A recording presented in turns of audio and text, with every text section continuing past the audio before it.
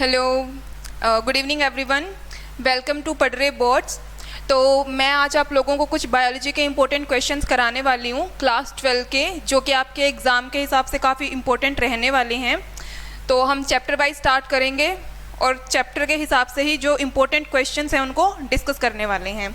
तो शुरू करते हैं हमारे फर्स्ट चैप्टर से। तो उसके कुछ इंपॉर्टेंट क्वेश्चंस मैं लेकर आई हूँ, जो वन वर्ड भी हो सकते हैं या फिर एमसीक्यूज पैटर्न टाइप में भी आ सकते हैं, और जो 2 या 3 नंबर का क्वेश्चन आने वाले हैं उसके हिसाब से भी। तो सबसे पहला जो क्वेश्चन है वो ये है कि ऐसा name the type of pollination as a result of which genetically different types of pollen grains of the same species land on the stigma। तो हम लोगों ने इसके बारे में पढ़ा था कि कैसे कुछ फ्लावर्स में क्या होता है कि जो पोलन ट्यूब लाइक जो पोलन ग्रेन है वो सेम फ्लावर का जर्मिनेट नहीं करता है कुछ फ्लावर्स में।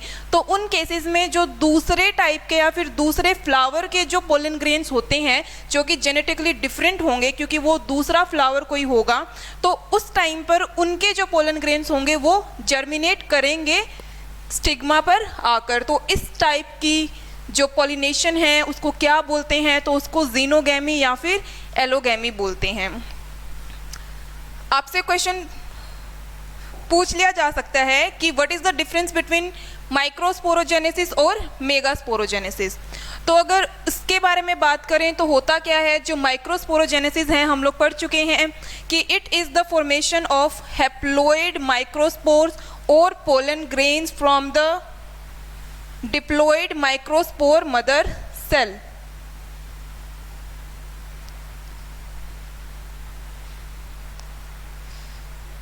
होता क्या है कि जो माइक्रोस्पोरोजेनेसिस है इसके अंदर जो हैप्लॉइड माइक्रोस्पोर्स हैं उनसे फॉर्मेशन होती है किसकी? डिप्लॉइड माइक्रोस्पोर मदर सेल्स की। और वहीं पर जब माइक्रोस्पोरोजेनेसिस की बात आती है तो it is the formation of megaspores from the diploid megaspore mother cell. आप लोगों को याद होगा हम लोगों ने न्यू सेल्स पढ़ा था, तो उनके सेल्स में से ही जो एक मेगास्पोर मदर सेल होगा उसके अंदर डिवीज़न होगी, और डिवीज़न होने के बाद किसकी फॉर्मेशन होगी? मेगा स्पोर्स की फॉर्मेशन होगी। ठीक है, अब अगर बात करें सेकंड पॉइंट की, तो होता क्या है, जो पोलन ग्रेन्स होते हैं वो एक टेट्राहेड्रल टेट्राड की फॉर्म में अरेंज होते हैं, और वहीं पर अगर हम मेगा स्पोर्स की बात करें तो वो लीनियर टेट्राड में होते हैं। ये हम लोगों ने पढ़ा था ना कुछ इस टाइप का, और एक पीछे होता है जो, ठीक है।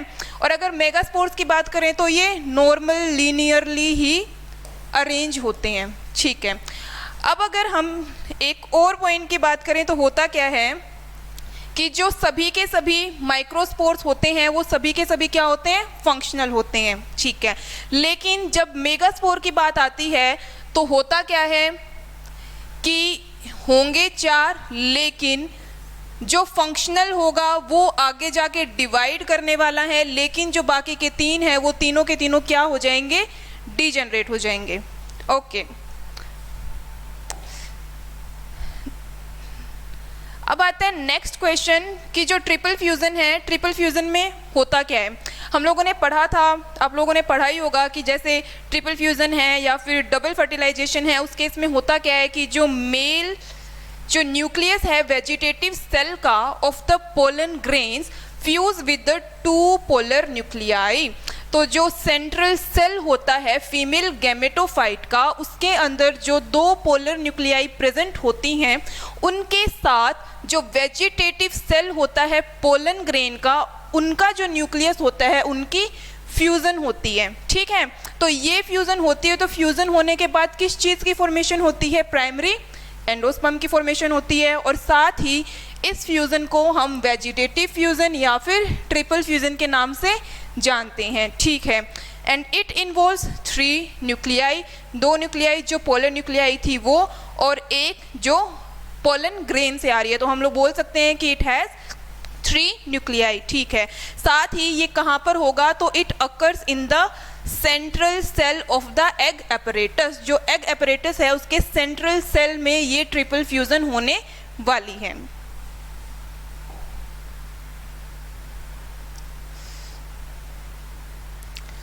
नेक्स्ट क्वेश्चन है describe the structure of A pollen grain, कि हम लोगों को बताना क्या है कि जो पोलन ग्रेन है वो पोलन ग्रेन का स्ट्रक्चर क्या होता है। तो बात करते हैं कि जो पोलन ग्रेन है, हम लोगों ने पढ़ा था नॉर्मली क्या होता है, स्फेरिकल होता है, ठीक है, इंटाइन होती है, एक्साइन भी होती है अगर आप लोगों को याद होगा तो। और एक जो इसका डायग्राम है, उस डायग्राम को 1 2 3 बार बनाकर देख लेना, इजी ही है, लेकिन बनाकर देखना, हो सकता है आपसे सिर्फ डायग्राम पूछा जाए। तो होता क्या है, इसके अंदर नॉर्मली ये स्फेरिकल होता है और 2 वॉल लेयर्स प्रेजेंट होती है, ठीक है। अगर हम लोग आउटर लेयर की बात करें तो जो आउटर लेयर होती है वो एक्साइन होती है और it is composed of highly resistant organic substance. तो वो हाईली रेजिस्टेंट ऑर्गेनिक सब्सटेंस कौन सा होगा, स्पोरोपोलेनिन होगा, ठीक है। ये तो था एक पॉइंट। वहीं पर अगर बात की जाए कि जिस पोर्शन पर जो एक्साइन है वो एक्साइन अब्सेंट होता है, उस पोर्शन को हम क्या बोलते हैं, जम पोर बोलते हैं। और उस जम पोर से क्या होता है, जो पोलन ट्यूब है, pollen tube, the pollen tube arises from which part, from जम पोर। तो ये जो क्वेश्चन है, इस क्वेश्चन में ही कुछ 2-3 शॉर्ट क्वेश्चंस आपके वैसे ही बन जाते हैं, जैसे कि स्पोरोपोलेनिन है, आपको पता होना चाहिए कि किसका पार्ट है या फिर कहाँ पर प्रेजेंट होता है, या इसका फंक्शन क्या है, कि इसके होने से क्या होने के चांसेस होते हैं, या फिर जो जम पोर है, जम पोर क्या होता है, या फिर जम पोर का फंक्शन क्या होता है। अब अगर बात करें सेकेंड लेयर की, तो जो इनर लेयर है वो है intine and it is composed of what, it is composed of cellulose and pectin, ठीक है। साथ ही जो मैच्योर पोलन ग्रेन है उसके अंदर क्या होता है, तो एक वेजिटेटिव सेल होगा और एक क्या होगा, जनरेटिव सेल होगा। तो ये होगा कि पोलन ग्रेन का जो स्ट्रक्चर है उसको डिस्क्राइब करो। तो कुछ इस तरीके से हम डिस्क्राइब करेंगे। और जो ये लिखा हुआ है ये बहुत ही बेसिक नॉर्मल लैंग्वेज में लिखा हुआ है, आप इसको इजीली पढ़ के समझ सकते हो कि इसमें लिखा क्या हुआ है। कुछ भी ऐसा नहीं है कि बहुत एडवांस लैंग्वेज हो जो समझ में ना आए, या जो मीनिंगलेस हो, या फिर कुछ ज़्यादा ही एक्सट्रीम लेवल के कुछ मीनिंग बताता हो। तो ऐसा कुछ नहीं है, कोई डिफ़िकल्ट वर्ड्स यूज़ नहीं हुए हैं, बहुत सिंपल लैंग्वेज में लिखा हुआ है। उसके बाद जो अगला इंपॉर्टेंट क्वेश्चन है वो है explain the structure of a मेज grain with the help of a diagram.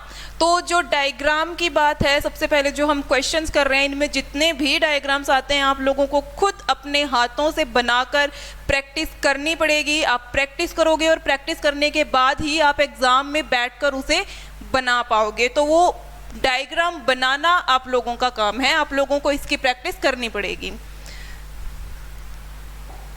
तो अगर मेज ग्रेन के स्ट्रक्चर की बात करें तो होता क्या है, इन ग्रास फैमिली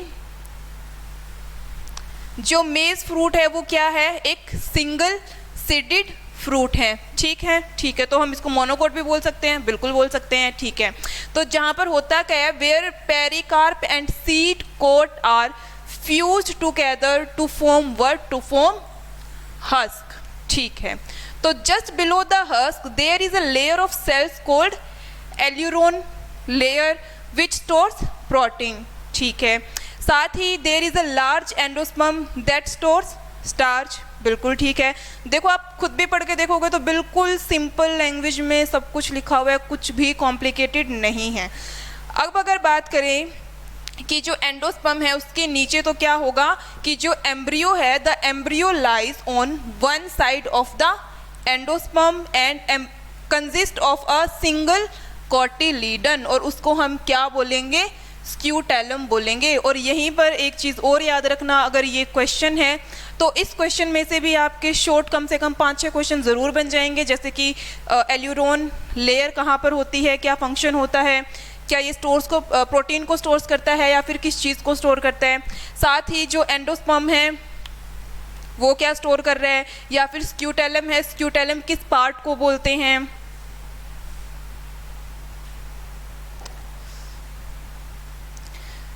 तो the region of embryonal axis that points downward from the point of attachment of cotyledons is radical, और ये रेडिकल कवर्ड होती है किससे, बाय अ प्रोटेक्टिव शीथ जिसको हम कोलियोराइजा बोलते हैं, ठीक है।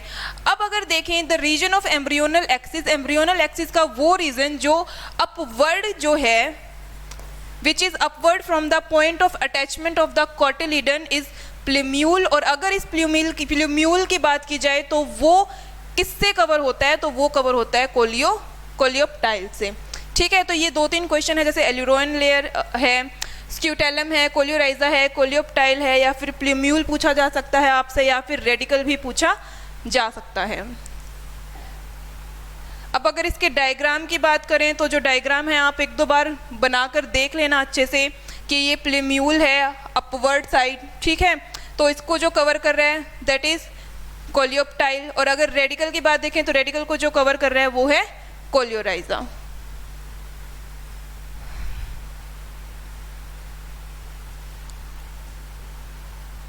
अब बारी आती है नेक्स्ट क्वेश्चन की, जो कि है कि जो एम्ब्रियो सैक है, जो फीमेल गैमेटोफाइट है, उसकी फॉर्मेशन कैसे होगी, कैसे एम्ब्रियो सैक की फॉर्मेशन होने वाली है। ठीक है, तो अभी हम लोगों ने पीछे पढ़ा है कि क्या लीनियरली अरेंज होते हैं सभी के सभी मेगास्पोर मदर सेल, ओके, लेकिन जो एक सेल फंक्शनल होगा वो आगे जाके डिवाइड करेगा, लेकिन जो बाकी के 3 सेल्स होते हैं वो डिवाइड नहीं करते हैं और वो सेल्स वहीं पर डीजनरेट हो जाते हैं। ठीक है, तो देखते हैं कि जो फंक्शनल मेगास्पोर मदर सेल होता है that will grow in size. ठीक है, साथ ही जो उसके बाद जो न्यूक्लियस है उसका, अब मेगास्पोर मदर सेल है, 1 मिनट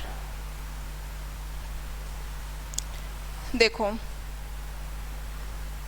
पहले उसके अंदर क्या न्यूक्लियर डिवीजन स्टार्ट होगी, हमने पढ़ा था कि पहले न्यूक्लियर डिवीजन होगी, 2 न्यूक्लियर डिवीजन्स है ना, तो पहले एक बार न्यूक्लियर डिवीजन हुई, 2 न्यूक्लियस की फॉर्मेशन, उसके बाद दोबारा से फिर न्यूक्लियर डिवीजन हुई तो 2 से 4 न्यूक्लियाई की फॉर्मेशन हुई, फिर उसके बाद दोबारा से फिर एक और कैरियोकाइनेसिस हुई तो 4 सेल से कितने सेल्स की फॉर्मेशन हो गई, 8 सेल्स की फॉर्मेशन हुई, और इन 8 सेल्स की फॉर्मेशन के बाद साइटोकाइनेसिस हुई। साइटोकाइनेसिस का मतलब क्या है कि साइटोप्लाज्मिक डिवीजन, और उसकी वजह से हुआ क्या कि जो 3 सेल थे वो ऊपर रह गए और जो 3 सेल्स थे वो नीचे आ गए, और बीच में जो बच गए वो क्या, 2 पोलर न्यूक्लियाई। ठीक है, तो याद रखना कि जो ऊपर 2 सेल्स प्रेजेंट होने वाले हैं सिनर्जिड्स एग, वैसे तो ये ऊपर आप एंड का ज़रूर ध्यान रखना, जैसे यहाँ पे माइक्रोपाइलर एंड है और नीचे वाला जो होगा वो क्या होगा, चिलाजल एंड होगा।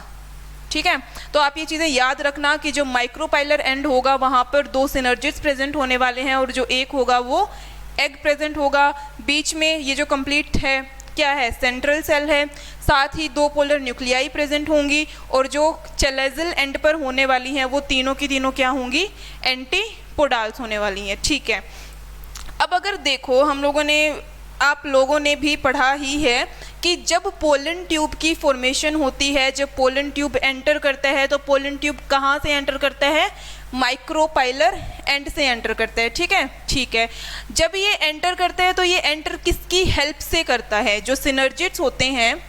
सर ये नहीं हटेगा क्या, ओके छोड़ो,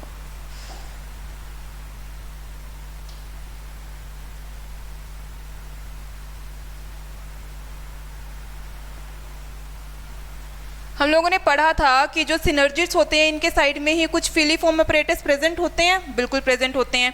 तो जब पोलन ट्यूब की एंट्री होती है, वो पोलन ट्यूब की एंट्री किसके थ्रू होती है या कौन हेल्प करता है उनकी एंट्री में, तो ये जो फिलीफॉर्म अपरेटस होते हैं ये क्या करते हैं, पोलन ट्यूब की एंट्री में हेल्प करते हैं। ठीक है, और उसके बाद फिलीफॉर्म जब एंट्री होती है तो एक सिनर्जिड वैसे ही डिजेनरेट होता है, तो जो मेल न्यूक्लियाई होता है एक एग के साथ फ्यूज कर लेगा, और जो दूसरा होगा वो जो सेंट्रल सेल में 2 पोलर न्यूक्लियाई हैं उनके साथ फ्यूज करके एंडोस्पर्म की फॉर्मेशन कर लेगा। तो इसके अंदर भी अपने आप में काफ़ी सारे क्वेश्चंस हो जाएंगे कि एंटीपोडाल्स जो हैं वो किस एंड पर प्रेजेंट होते हैं, कहाँ पर सिनर्जिड या फिर एग सेल प्रेजेंट होता है, और आपसे ये भी पूछ लिया जाता है कि जो फीमेल गैमेटोफाइट है उसकी क्या स्टेज होती है, लाइक कितने सेल्स, तो हम क्या बोलेंगे कि ये 7 सेल्ड और 8 न्यूक्लियाई स्टेज में होते हैं। ठीक है, तो इसमें भी यही सब चीज़ें लिखी हुई है जो मैंने आपको बताई है, तो आप लोग पढ़ लेना और डायग्राम भी याद कर लेना। ज़रूरी नहीं है कि यही डायग्राम हम लोगों ने किया भी था, ऐसे करके, है ना, माइक्रोपाइलर एंड और चिलाजल एंड। तो आप लोगों से स्पेशल पूछा भी जा सकता है कि फीमेल गैमेटोफाइट का सिर्फ एक डायग्राम ही ड्रॉ करो, तो आप लोग आराम से ड्रॉ कर लोगे कि जो ऊपर है वो प्रेजेंट होते हैं, वो क्या होते हैं, एंटीपोडाल्स प्रेजेंट होंगे, और जो नीचे होने वाले हैं 2 सिनर्जिड्स होगा और एक लार्ज वाला क्या होगा, एक्सेल, और सेंटर में 2 पोलर न्यूक्लियाई। तो डायग्राम्स प्लीज आप सभी के सभी बनाकर जरूर देखना।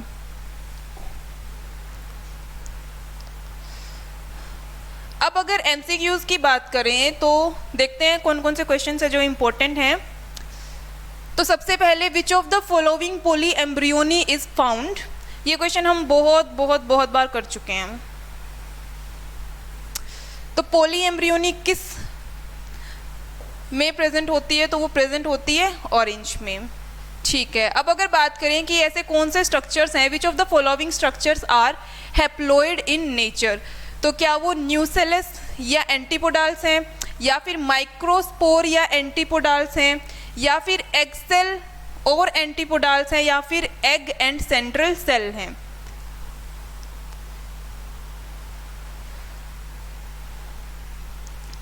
तो जो एग सेल और एंटीपोडाल्स हैं वो क्या होने वाले हैं, वो हैप्लॉइड होने वाले हैं in nature.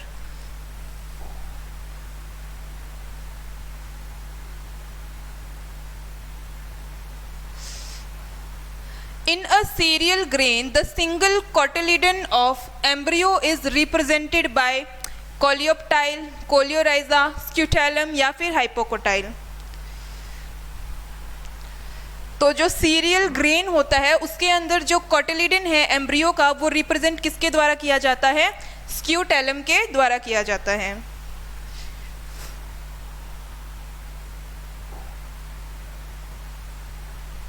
Now fourth question, in angiosperms male gametes are formed by the division of what? तो जो एंजियोस्पर्म्स में मेल गैमेट्स की फॉर्मेशन होती है तो वो किसके डिवीजन से होती है, क्या वो माइक्रोस्पोर मदर सेल के डिवीजन से होगी, या माइक्रोस्पोर के डिवीजन से, जनरेटिव सेल से, या फिर वेजिटेटिव सेल से।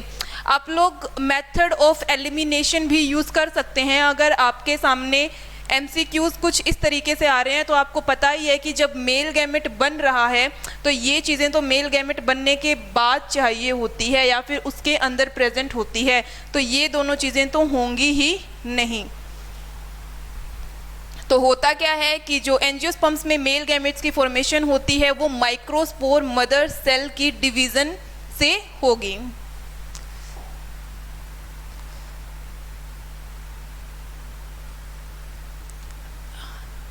Fifth question, during microsporogenesis, meiosis occurs in what? Endothecium, microspore mother cell, microspore tetrad या फिर pollen grain। ये थोड़ा सा confusing question है।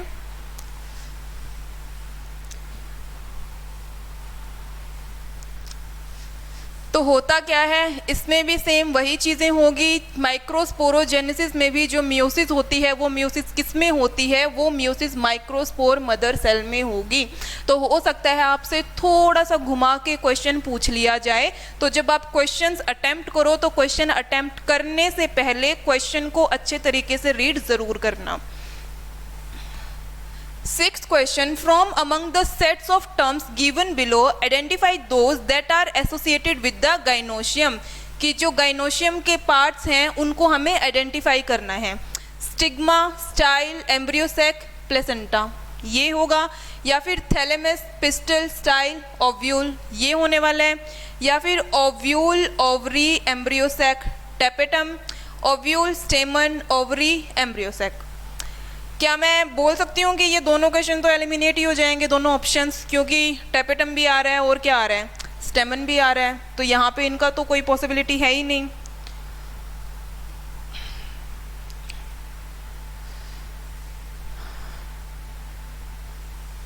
तो होगा क्या, इसका ऑप्शन होने वाला है ए, स्टिग्मा, ओव्यूल, एम्ब्रियोसेक और प्लेसेंटा ये सभी के सभी पार्ट्स किसके हैं, गाइनोशियम के हैं। जो थैलेमस है वैसे तो वो भी प्रेजेंट होता है इसमें ही, लेकिन हम लोग किसको इंपॉर्टेंस देने वाले हैं, एम्ब्रियोसेक, प्लेसेंटा, स्टिग्मा और ओव्यूल, इन चीज़ों को।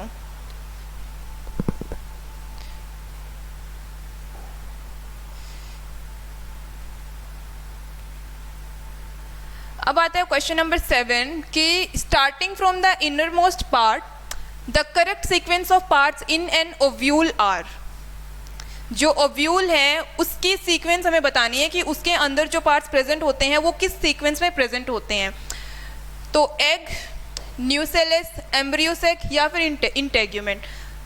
अब बताओ क्या आउटर पार्ट इंटेग्यूमेंट होगा? बिल्कुल होने वाला है, ठीक है। Second, egg, embryo sac, nucellus, integument, ठीक है, ठीक है। Third option embryo sac, nucellus, integument या फिर egg. And fourth option is egg, integument, embryo sac या फिर न्यूसेलस। तो क्या हम इन दो ऑप्शंस को तो एलिमिनेट ही कर दें? बिल्कुल कर दें। क्यों कर दें? क्योंकि सबसे पहला पार्ट तो हमें पता है क्या होने वाला है, इंटेग्यूमेंट होने वाला है। तो होगा क्या? सबसे पहले इंटेग्यूमेंट प्रेजेंट होगा, फिर उसके अंदर हम लोगों ने किया था क्या होगा, न्यूसेलस होने वाला है। उस न्यूसेलस में से जो कोई एक सेल होगा वो आगे फर्दर डिवाइड करने वाला है, फिर एम्ब्रियोसैक की फॉर्मेशन होगी यहीं पर कहीं, ठीक है। और फिर एम्ब्रियोसैक के अंदर क्या प्रेजेंट होगा, एग प्रेजेंट होगा।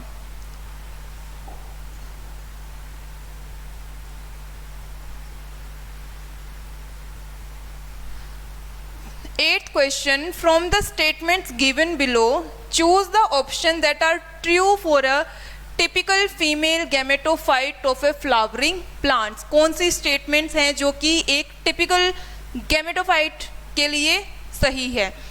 It is 8 nucleate and 7 celled at maturity, okay, or it is few nuclear during the development, ठीक है, or it is situated inside the integument but outside the nucellus। In questions को, इन statements को बहुत ध्यान से पढ़ना आप लोग। ऐसा नहीं होना चाहिए कि आपने सिर्फ ये देख लिया कि it is situated inside the integument और टिक कर दिया, नहीं, आपको आगे भी अच्छे से पढ़ना है। Fourth option, it has an egg apparatus situated at the chalazal and. तो कौन से ऑप्शन सही होने वाले हैं? क्या फर्स्ट और फोर्थ है वो सही है, या फिर सेकंड थर्ड, फर्स्ट सेकंड, या फिर second and fourth?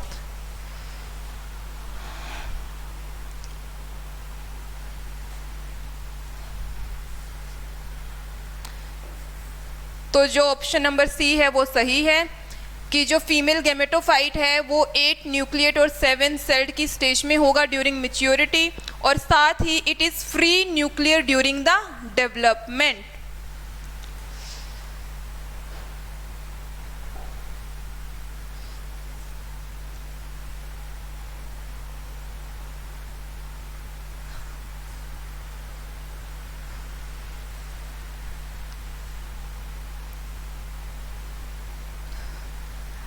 Next question है, autogamy can occur in chasmogamous flowers if. जो चेस्मोगैमस फ्लावर्स होते हैं उनके अंदर ऑटोगैमी होने के चांसेस कब होंगे?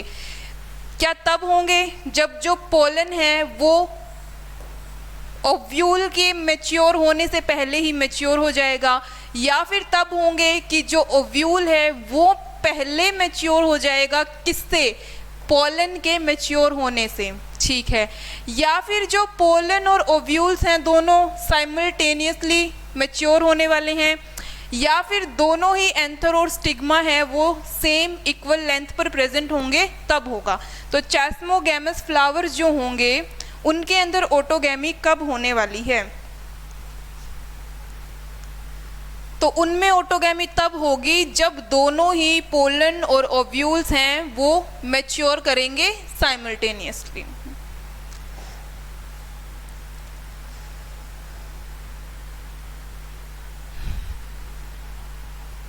Now 10th question, in a typical complete bisexual and hypogynous flower, the arrangement of floral whorls on the thalamus from the outermost to the innermost is। कि जो फ्लावर होता है उसके अंदर जो सीक्वेंस है या फिर अरेंजमेंट फ्लोरल हॉल्स, मतलब जो फ्लावर के पार्ट्स होते हैं उनकी अरेंजमेंट क्या होती है, क्या बाहर प्रेजेंट होता है, क्या अंदर होगा सेकंड पे, फिर उसके अंदर, और फिर उसके अंदर क्या प्रेजेंट होता है? तो ऑप्शन क्या पहले कैलेक्स, कोरोला, एंड्रोशियम और गाइनोशियम प्रेजेंट होंगे, या फिर पहले कैलेक्स, कोरोला, गाइनोशियम और एंड्रोशियम प्रेजेंट होंगे, या फिर पहले गाइनोशियम, एंड्रोशियम, कोरोला, कैलेक्स, या फिर ऑप्शन नंबर डी। तो इस क्वेश्चन में होगा क्या, सबसे आउटर साइड प्रेजेंट होते हैं कैलेक्स जो कि ग्रीन कलर के होंगे, नॉर्मली ग्रीन कलर की ही होते हैं। फिर प्रेजेंट होती हैं कोरोला जो कि कलर्ड लीव्स होंगी, और साथ में उसके बाद होगा एंड्रोशियम जो कि मेल पोर्शन होता है, और फिर होता है gynoecium which is female part, female reproductive part and male reproductive part.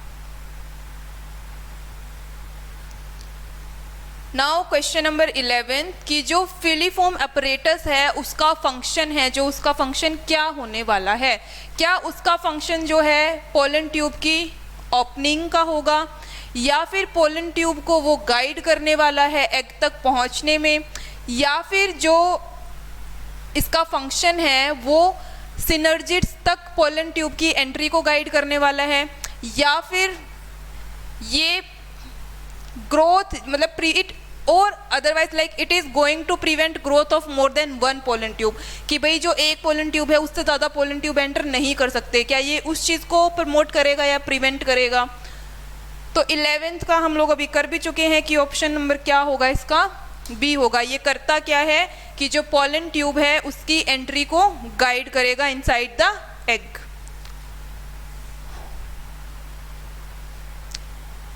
Question number 12, a particular species of plant produces light, non-sticky pollen in large numbers and its stigmas are long and feathery। तो ये जो condition है या फिर ये modification है ये किस पॉलिनेशन में प्रेजेंट होती है, कि जो पॉलेंस हैं वो क्या है, लाइट वेट हैं, साथ ही नॉन स्टिकी भी हैं, बहुत लार्ज नंबर में प्रोड्यूस होते हैं, और साथ ही जो इनके स्टिग्मा है वो क्या है, बहुत ही लॉन्ग और फेदरी है। तो ये जो कंडीशंस हैं पोलन की वो किस पॉलिनेशन में हेल्पफुल होती है, इंसेक्ट्स के द्वारा होती है जो पॉलिनेशन वो, या वाटर वाली में विंड, या फिर एनिमल्स।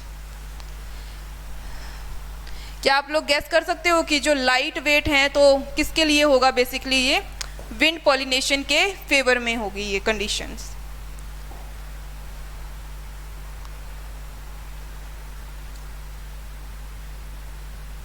तो थर्ड क्वेश्चन है कि इन सिचुएशंस में से ऐसी कौन सी सिचुएशन है जो ऑटोगैमी या फिर जो गाइटोनोगैमी है उसको प्रिवेंट करेगी। क्या monoecious plants bearing unisexual flowers, और in dioecious plants bearing both male and female flowers, ठीक है, या फिर monoecious plant with bisexual flowers, या फिर dioecious plant with bisexual flowers. तो इस चीज को प्रिवेंट कौन करेगा,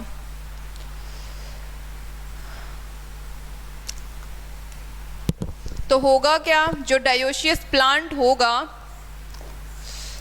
ये जो सिचुएशन होती है ये सिचुएशन प्रिवेंट करती है ऑटोगैमी या फिर गाइटोनोगैमी को। क्वेश्चन नंबर 14 की बात करें तो क्या जो फर्टिलाइज्ड एम्ब्रियोसेक होगा उसके अंदर जो हैप्लॉइड, डिप्लॉइड या फिर ट्रिप्लॉइड स्ट्रक्चर्स हैं वो कौन कौन से होने वाले हैं, synergid, zygote, primary endosperm nucleus. Sequence wise बताना है, ध्यान रखना, अगर पहले हैप्लॉइड है तो जो पहला स्ट्रक्चर है वो हैप्लॉइड ही होना चाहिए, दोबारा अगर डिप्लॉइड पूछा गया है तो सेकंड डिप्लॉइड ही होगा, तीसरा अगर ट्रिप्लॉइड है तो वो ट्रिप्लॉइड स्ट्रक्चर ही हमें बताना है। तो आप इनको देखोगे, अब मुझे लगता है कि जो एंडोस्पर्म है वो तो पूरे मतलब जिसने भी सुना है, जिसने भी पढ़ा, सबको याद ही होगा कि ये तो हमेशा ट्रिप्लॉइड होने वाला है, ठीक है, ठीक है। तो क्या ये दो ऑप्शंस में काट ही दूं, बिल्कुल काट सकते हैं हम। तो अब बताओ क्या होगा,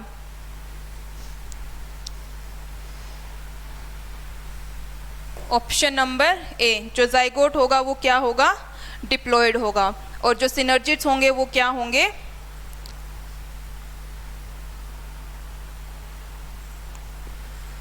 हैप्लॉइड होंगे।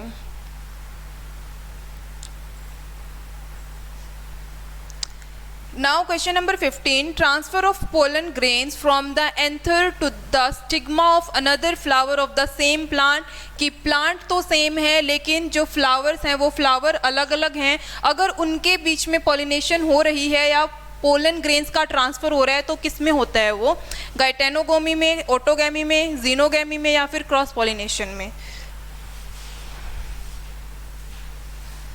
तो ये किसका पार्ट होगा, गाइटेनोगैमी में ऐसा होता है कि प्लांट सेम होता है लेकिन जो फ्लावर्स हैं वो अलग अलग होंगे और वहां से जो ट्रांसफर है एंथर्स का वो होते हुए स्टिग्मा तक पहुंचता है। 16th क्वेश्चन की जो एंजियोस्पर्म्स हैं उनके अंदर जो फंक्शनल मेगास्पोर होता है वो डेवलप किस में होता है, एम्ब्रियो सैक में, एंडोस्पर्म में, ओव्यूल में या फिर पोलन ग्रेन में। तो जो फंक्शनल मेगास्पोर होता है वो एम्ब्रियो सैक में डेवलप होते हैं।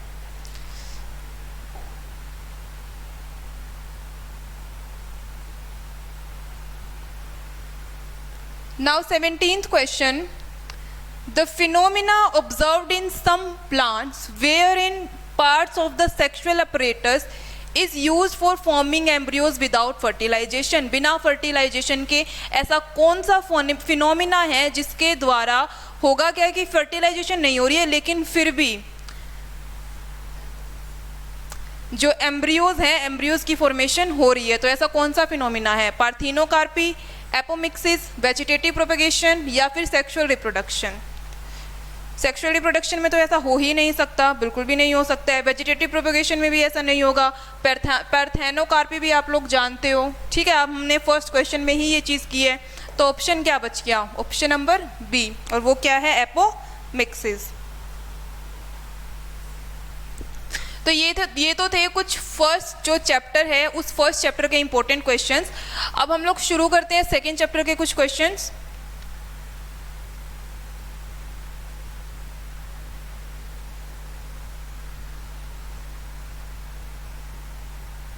तो पहला ही क्वेश्चन है कि जो सेमिनिफेरस ट्यूब्यूल्स हैं उन सेमिनिफेरस ट्यूब्यूल्स का स्ट्रक्चर क्या होगा। ये भी अगेन बहुत ही सिंपल लैंग्वेज में स्टेप वाइज चीज़ें लिखी हुई है, तो आप इसी हिसाब से क्वेश्चन अटेम्प्ट करोगे तो अच्छा रहेगा। तो सबसे पहले हम लोग उनका बताएंगे कि ये चीज़ें कहाँ पर प्रेजेंट होती है।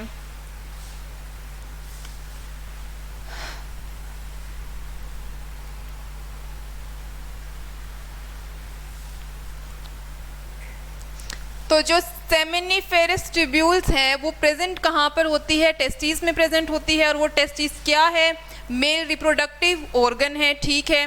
साथ ही जो हर एक like each testis contains about 250 testicular lobules उसके अंदर प्रेजेंट होंगे, ठीक है।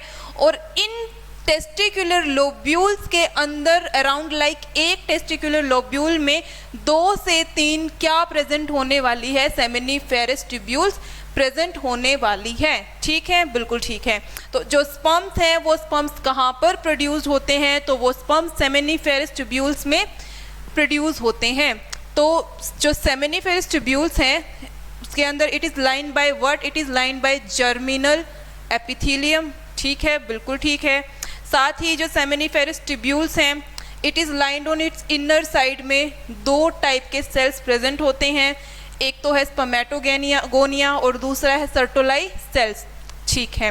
तो जो स्पर्मेटोगोनिया होते हैं उनको ही हम मेल जर्म सेल्स भी बोलते हैं, जिनका फंक्शन क्या होता है, these cells produce primary spermatocytes with the help of और बाय मियोटिक डिवीजन। हम लोगों ने स्पर्मेटोजेनेसिस और oogenesis पढ़ा था, तो उसमें हमने देखा था कि कैसे पहले प्राइमरी स्पर्मेटोसाइट्स की और फिर सेकेंडरी स्पर्मेटोसाइट्स की फॉर्मेशन होती है और फिर उसके बाद कैसे जो मेल स्पर्म होता है उसकी फॉर्मेशन होती है। तो अब होगा क्या, जो स्पर्मेटोगोनिया है कितने टाइप के क्या होता है, वो मेल जर्म सेल्स होते हैं, ठीक है। क्या प्रोड्यूस करते हैं ये, primary spermatocytes with the help of what और by what, by meiotic division, ठीक है। तो जो प्राइमरी स्पर्मेटोसाइट होता है इसके अंदर दोबारा से फिर डिवीजन होती है, डिवीजन होने के बाद फिर दोबारा से सेकेंडरी स्पर्मेटोसाइट की फॉर्मेशन होगी और फाइनली हमें क्या मिल जाएंगे, स्पर्मेटिड्स मिल जाएंगे। और फिर उसके बाद जो स्पर्मेटिड्स होते हैं उन स्पर्मेटिड्स के अंदर मेटामॉर्फोसिस होती है या फिर उसकी और डेवलपमेंट होती है, और डेवलपमेंट होने के बाद जो स्पर्मेटिड्स होते हैं वो मेल गैमेट्स में फॉर्म हो जाते हैं, जिन्हें हम लोग क्या बोलते हैं, स्पर्मेटोजोआ बोलते हैं। ठीक है, ठीक है। अब बारी आती है सर्टोलाइज सेल्स की। तो जो सर्टोलाइज सेल्स है वो क्या है, नर्स सेल्स हैं। किसके, टेस्टिस के। क्यों है, क्योंकि जो जर्म सेल्स हैं उनको ये क्या प्रोवाइड करते हैं, नरिशमेंट प्रोवाइड करते हैं। साथ ही जो स्पर्म्स हैं या स्पर्मेटोजोआ है, ये कहाँ पर एम्बेडेड होते हैं, जब इनका रिलीज होता है तब वो रिलीज होने से पहले सर्टोलाइज सेल्स में एम्बेडेड होंगे। तो there are large polygonal sales, जिनको इंटरस्टिशियल सेल्स या फिर लेडिक सेल्स भी बोले जाएंगे। साथ ही जो ये सेल्स होते हैं इनका फंक्शन क्या होता है, ये कुछ मेल हॉर्मोन्स को सिक्रेट करते हैं, and one of them is testosterone. तो ये है सेमिनिफेरस ट्यूब्यूल्स। कि सेमिनिफेरस ट्यूब्यूल्स में क्या होता है, कितने टाइप के सेल्स प्रेजेंट होते हैं, उन सेल्स के अंदर किस चीज़ से, किस चीज़ के डिवीज़न से किस चीज़ की फॉर्मेशन होती है, कहाँ पर जो आपके कहाँ पर जो मेल स्पर्म्स होते हैं कहाँ पर वो एम्बेडेड होते हैं, कहाँ से उनको नरिशमेंट मिलती है। अगर इनके स्ट्रक्चर की बात करें तो अगेन मैं यही बात बोलूँगी आप लोगों को कि जो स्ट्रक्चर है वो आप अपने हाथों से ड्रॉ करके ज़रूर देखना। 1, 2, 3 बार अगर अपने हाथों से ड्रॉ करोगे तो आपको ईजिली बनाना आ जाएगा। जो नेक्स्ट इम्पोर्टेंट क्वेश्चन है वो है मेंस्ट्रुअल साइकिल। तो ये बहुत सी बेसिक सी चीज़ें लिखी हुई हैं पहले, जो कि आपको भी लिखनी है आपके एग्जाम में अगर क्वेश्चन आ जाता है, कि जो वुमेन की बॉडी है it is vulnerable to variety of changes. ठीक है, बिल्कुल ठीक है। साथ ही जो ये साइकिल है, the cycle of these changes, जो वेराइटी ऑफ चेंजेस की बात हो रही है, तो the cycles of these changes occurs in women every month. ठीक है, पॉजिटिवली फॉर प्रेगनेंसी। ठीक है, मेंस्ट्रुअल साइकिल में। ठीक है, तो होता क्या है कि जब जो ओवम है वो अनफर्टिलाइज्ड होता है तो जो यूट्रस की लाइनिंग होती है या जो यूट्रस की जो वॉल होती है वो रप्चर हो जाती है, या फिर it's lining sheds and leads to a haemorrhage, जिसे हम क्या बोलते हैं, मेंस्ट्रुएशन। इसका मतलब क्या है कि नॉन स्टॉप ब्लीडिंग होना, किसकी वजह से, जो यूट्रस की वॉल है उस वॉल के रप्चर होने से। ठीक है, तो जो गर्ल्स होती हैं, गर्ल्स में नॉर्मली जो मेंस्ट्रुएशन होती है वो कब स्टार्ट होती है, 10 से 15 साल की उम्र में वो स्टार्ट हो जाती है। ठीक है, और वो कब, जब वो अपनी प्यूबर्टी, 10 से 15 को हम क्या बोल देते हैं, प्यूबर्टी वाली एज ही बोल देते हैं। तो ये जो बिगनिंग होती है, इस बिगनिंग को हम मेनार्क बोलने वाले हैं। उसके बाद जब finally after so many years, जब हम 50, 45, 50 की एज में पहुंच जाते हैं, तो तब जब मेंस्ट्रुएशन जो होती है वो स्टॉप जब होती है, तो उस पोज को हम क्या बोलते हैं, या उस पीरियड को क्या बोलते हैं, मेनोपॉज बोलते हैं। The first day of bleeding is mark. तो जब ब्लीडिंग का फर्स्ट डे होता है उसको हम फर्स्ट डे से काउंट करते हैं, और फिर वहाँ से जो पीरियड है, जो मेंस्ट्रुअल साइकिल है, उस मेंस्ट्रुअल साइकिल को हम स्टार्ट करते हैं, और वो जो पीरियड होता है नॉर्मली 28 से 30 दिन का होता है। ठीक है, 28 से 30 दिन के बाद होगा क्या, दोबारा से फिर से वही मेंस्ट्रुअल फ्लो शुरू हो जाएगा। अब अगर हम लोग फेजेस की बात करें तो नॉर्मली जो मेंस्ट्रुएशन है या मेंस्ट्रुअल साइकिल है, इसके 4 फेजेस होते हैं। ठीक है, तो जो सबसे पहला फेज है वो है मेंस्ट्रुअल फेज। ठीक है, ये कब होता है, किस वजह से होता है, ये हम लोग पढ़ ही चुके हैं कि इसके अंदर नॉर्मली होगा क्या, ब्लीडिंग होने वाली है। ठीक है, बिल्कुल ठीक है। ब्लीडिंग क्यों होने वाली है, due to breakdown of what, जो एंडोमेट्रियल लाइनिंग है यूट्रस की, उसके ब्रेकडाउन की वजह से क्या होगी, ब्लीडिंग होगी। ठीक है, and its blood vessels which forms liquid that comes out through vagina. ठीक है, तो जो ब्लीडिंग होगी which that is the liquid which comes out through the vagina. ठीक है, तो जो मेंस्ट्रुएशन है वो सिर्फ तभी होगी तब जो ओवम है वो फर्टिलाइज्ड नहीं होगा। बाय चांस अगर ओवम फर्टिलाइज हो जाता है तो होगा क्या कि जो फीमेल है वो प्रेग्नेंट हो जाएगी। तो उसके बाद मेंस्ट्रुअल फेज के बाद जो दूसरा फेज है वो है फॉलिकुलर फेज। हम लोग इसमें पढ़ चुके हैं oogenesis में कि कैसे जो फॉलिकल्स हैं उनके अंदर डेवलपमेंट होती रहती है, प्राइमरी, सेकेंडरी, टर्शरी, फिर ग्राफियन फॉलिकल, है ना, ठीक है। तो होगा क्या, जो फॉलिकुलर फेज होता है इसके अंदर जो इवेंट्स होते हैं वो इवेंट्स होते हैं कि जो फॉलिकल्स हैं उनका ग्रोथ होना शुरू होता है, ठीक है। जो प्राइमरी फॉलिकल्स होते हैं उनके बीच में या फिर उनके अंदर क्या शुरू हो जाती है, ग्रोथ शुरू हो जाती है।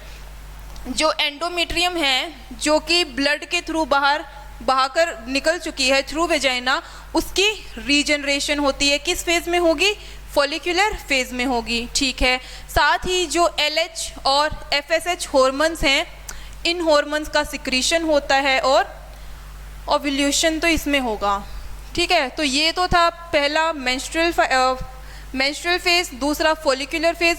साथ ही अगर देखें तो इस फेज के दौरान होगा क्या, जो प्राइमरी फॉलिकल्स हैं वो ग्रो हो जाती है, क्योंकि इसमें मेन इवेंट क्या हो रहा है, फॉलिकल्स का ग्रोथ हो रहा है।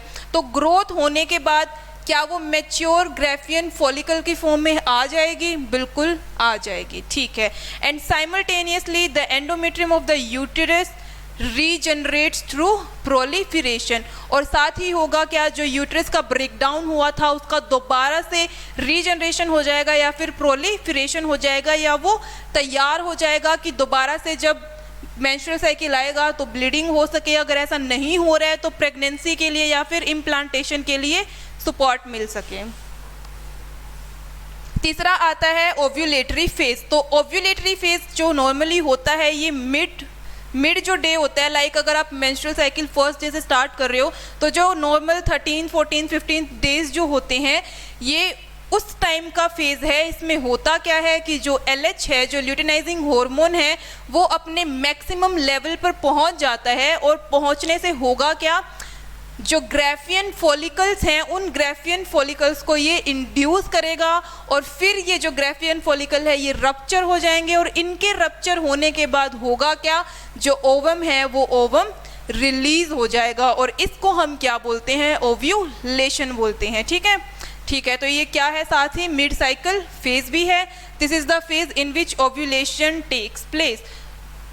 ओके, अब बारी आती है ल्यूटियल फेज की। तो जैसे कि हमने पढ़ा कि जो प्रीवियस फेज है ओव्यूलेशन फेज है, इसके अंदर ग्राफियन फॉलिकल्स का रप्चर हो जाएगा। तो रप्चर होने के बाद जो ग्राफियन फॉलिकल होता है उसको हम क्या बोलते हैं, कॉर्पस ल्यूटियम बोलते हैं। तो ये जो कॉर्पस ल्यूटियम है ये लार्ज अमाउंट में एक हार्मोन सिक्रीट करने वाला है विच इज़ प्रोजेस्टेरॉन, और ये प्रोजेस्टेरॉन क्या करता है, ये जो एंडोमेट्रियम है उस एंडोमेट्रियम को मेंटेन करके रखता है।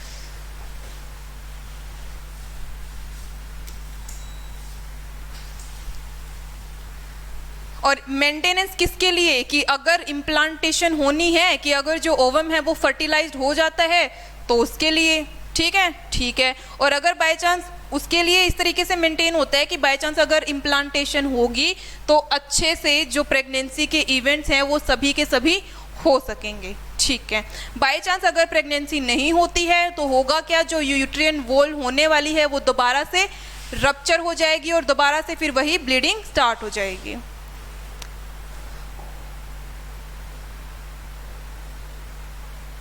अब अगर बात करें कि role of hormones in menstrual cycle, ये क्वेश्चन आपसे अलग से भी पूछा जा सकता है, तो मैं तो आपको यही सजेस्ट करूंगी कि अगर आपसे ये क्वेश्चन पूछा जाए तो नॉर्मली आप उस चीज़ को भी एक्सप्लेन ज़रूर करना कि कौन सा फेज़ होता है, 4 फेजेस होते हैं, 4 फेजेस में क्या क्या होते हैं, और फिर उसके साथ आप इस चीज़ को कंबाइन ज़रूर करना, क्योंकि ये 5 नंबर का क्वेश्चन है। तो आप सिर्फ इतना लिख के आओगे तो दैट इज़ नॉट सफिशिएंट। तो अगर हॉर्मोन्स की बात करें तो नॉर्मली होगा क्या, जो फॉलिकल स्टिमुलेटिंग हार्मोन है या फिर ल्यूटिनाइजिंग हार्मोन है FSH और LH, these are secreted by जो एंटीरियर पिट्यूटरी है उससे, ठीक है। तो जो FSH होगा उसका क्या फंक्शन होने वाला है, जो ओवेरियन फॉलिकल्स हैं इनकी ग्रोथ को स्टिमुलेट करने वाला है, ठीक है। और वो क्या सिक्रीट करते हैं, एस्ट्रोजन सिक्रीट करते हैं, ठीक है। और साथ ही जो प्रोजेस्टेरॉन है वो भी सिक्रीट होगा, किसके द्वारा, कॉर्पस ल्यूटियम के द्वारा, जो हम लोगों ने अभी पढ़ा है, ठीक है।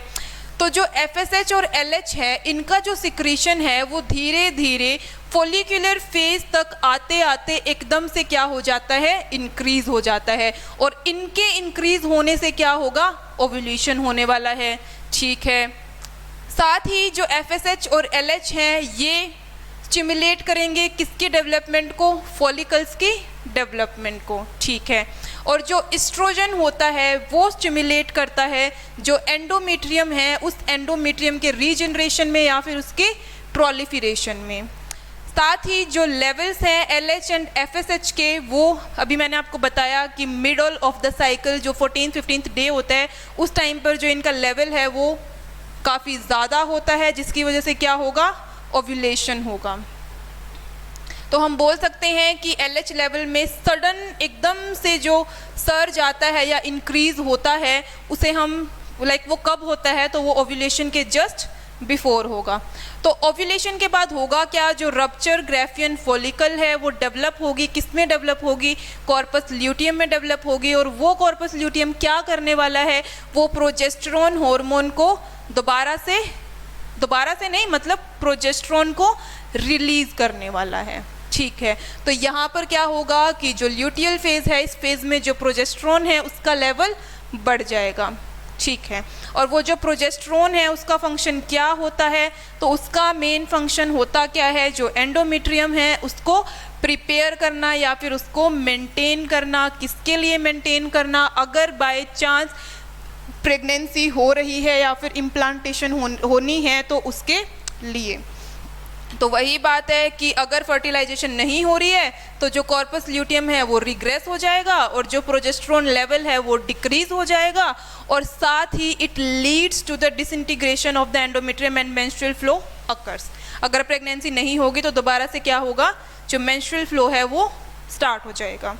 तो ये कुछ इंपॉर्टेंट क्वेश्चंस थे फर्स्ट और सेकेंड चैप्टर के।